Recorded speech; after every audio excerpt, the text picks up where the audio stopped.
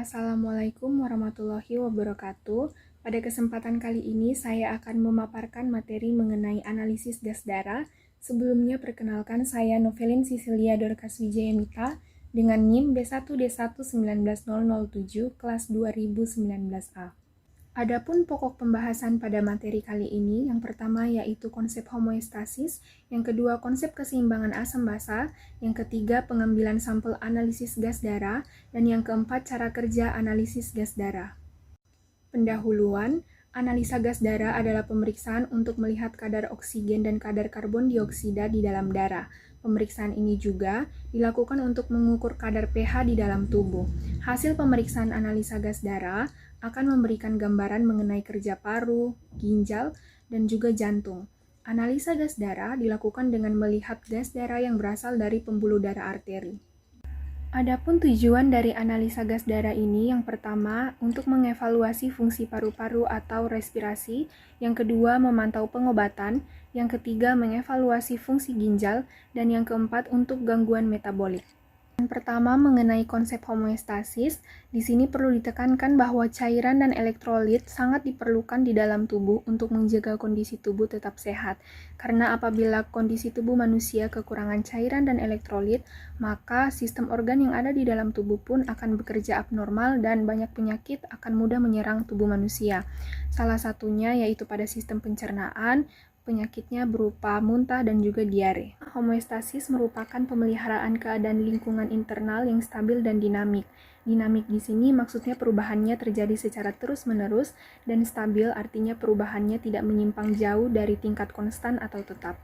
Contoh homeostasis yang sering terjadi di dalam kehidupan kita, yang pertama ada menggigil dan yang kedua berkeringat. Kedua cara ini merupakan cara bagi tubuh untuk menyesuaikan diri dengan lingkungan internal. Pembahasan kedua mengenai konsep keseimbangan asam basa. Keseimbangan asam basa adalah keadaan di mana konsentrasi ion hidrogen yang diproduksi setara dengan konsentrasi ion hidrogen yang dikeluarkan oleh sel. Derajat pH darah manusia normal berkisar antara 7,35 sampai 7,45. Tubuh manusia mempertahankan keseimbangan asam basa agar metabolisme dan fungsi organ dapat berjalan dengan optimal.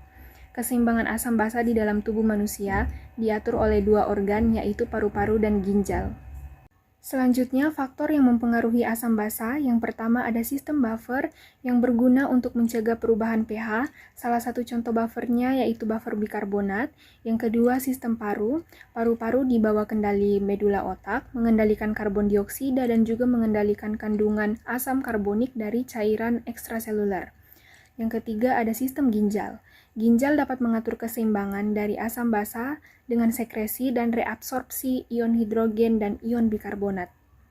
Pembahasan yang ketiga mengenai pengambilan sampel analisis gas darah menggunakan prosedur kerja tes Alan. Yang pertama, disiapkan alat dan bahan. Yang kedua, dijelaskan kepada pasien prosedur kerja yang akan dilakukan. Yang ketiga, dilakukan penekanan pada denyutan radialis dan ulnaris dari salah satu pergelangan tangan pasien sampai denyutannya hilang. Selanjutnya, tangan akan menjadi pucat karena kurangnya sirkulasi ke tangan. Lepaskan tekanan pada arteri ulnaris. Kemudian, jika tangan kembali normal dengan cepat, hasil tesnya negatif, dan penusukan arteri dapat dilakukan pada pergelangan tangan tersebut.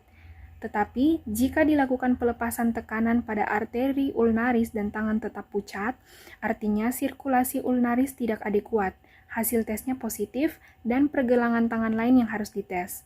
Kemudian, ditentukan daerah yang akan diinjeksi, raba arteri radialis, kemudian palpasi daerah tersebut. Lalu, disinfeksi daerah tusukan dengan alkohol swab, kemudian dimasukkan jarum membentuk sudut 45 derajat. Setelah itu, diperhatikan hingga darah mengisi bagian tabung jarum, kemudian dikeluarkan jarum dengan menutup dan tekan bagian tusukan, dan dimasukkan darah ke dalam tabung khusus analisis gas darah dengan tutup berwarna hijau. Pembahasan keempat mengenai cara kerja analisis gas darah. Yang pertama, prinsip kerja analisis gas darah analyzer. Gas sampel yang diambil melalui probe akan masuk ke setiap sampel sel secara bergiliran, di mana gas sampel akan dibandingkan dengan gas standar melalui pemancaran sistem infrared, di mana akan menghasilkan perbedaan panjang gelombang yang akan dikonversi receiver menjadi signal analog. Selanjutnya, terdapat nilai normal pada setiap parameter. Yang pertama, pH, yang kedua, tekanan karbon dioksida, yang ketiga, tekanan oksigen, yang keempat, saturasi oksigen, yang kelima, kelebihan atau kekurangan basa, dan yang keenam, bikarbonat. Dan terdapat dua jenis sampel, yaitu sampel arteri dan juga sampel vena. Pada setiap sampel, range nilai normalnya ini berbeda-beda. Saya mengambil salah satu contoh, yaitu pada parameter pH, di mana pada sampel arteri range nilai normalnya berkisar antara 7,35 sampai 7,45, sedangkan pada sampel vena berkisar antara 7,32 sampai dengan 7,38. Selanjutnya, cara pengoperasian instrumen analisis gas darah. Yang pertama, ditekan tombol on, lalu tekan tombol calibrate, kemudian enter. Alat akan melakukan kalibrasi secara otomatis. Kalibrasi di sini berfungsi untuk mengukur keakurasian pada instrumen.